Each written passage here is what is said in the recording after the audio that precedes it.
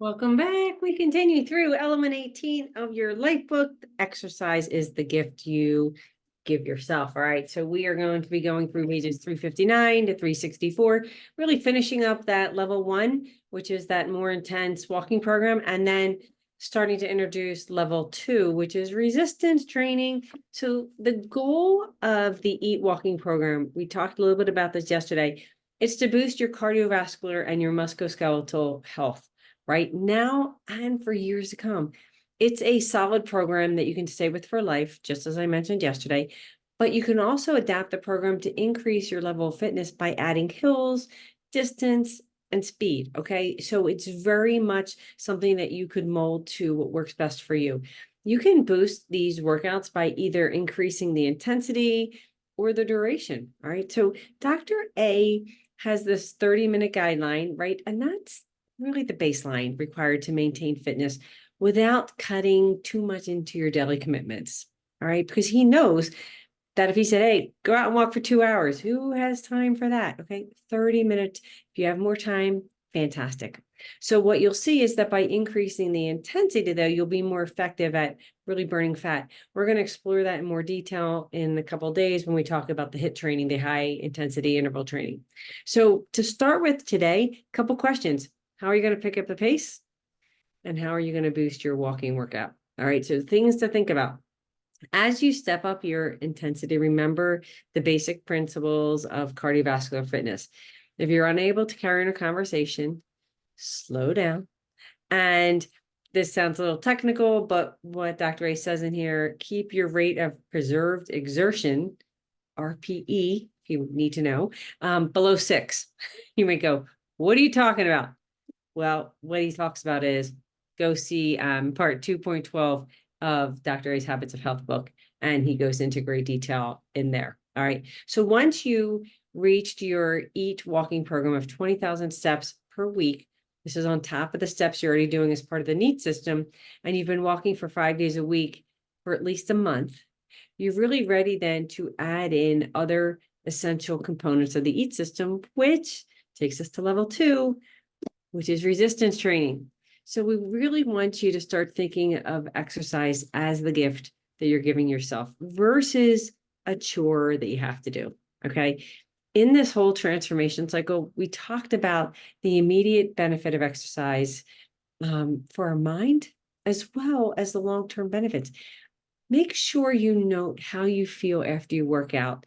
Write it down. If this can have a positive effect on your mood, your focus, your attention, your productivity, your performance, you're really going to be able to use your imagination and create something that's sustainable for you. Okay, so the EAT resistance program, this also is in Dr. A's Habits of Health book, part 2.12, but we're going to go through this Lifebook section, right? Most exercise programs really try to have you do too much. They promise weight loss and cardiovascular performance and muscle enhancement, and really they don't deliver any effectively. So the Habits of Health here really focuses on just a variety of small daily choices to first really create healthy weight and then optimal health. We're not relying on exercise for weight loss. You're doing that through the fat burning, healthy eating system. Okay. Energy expenditure that's really taking place through the NEAT, right? Stand and Samba and all those things. And now this EAT, this walking program, which covers the cardiovascular health, and now the resistance program that actually completes the picture, really by helping you, serving as muscle and bone reconditioning program, okay, to help you retain your full range of motion for life. All right. So the NEAT walking system, I know I keep repeating this, but because keeps repeating in this book, but the NEAT walking system, 10,000 steps a day that occurs during your work, during your leisure time. The EAT walking system, 4,000 brisk steps, right? Done intentionally 5 times a week, resulting in that 20,000 steps a week. Now, this is going to be complemented with resistance training on other days. And we're going to go through it, probably some today, probably finish up tomorrow because I don't want to go too long.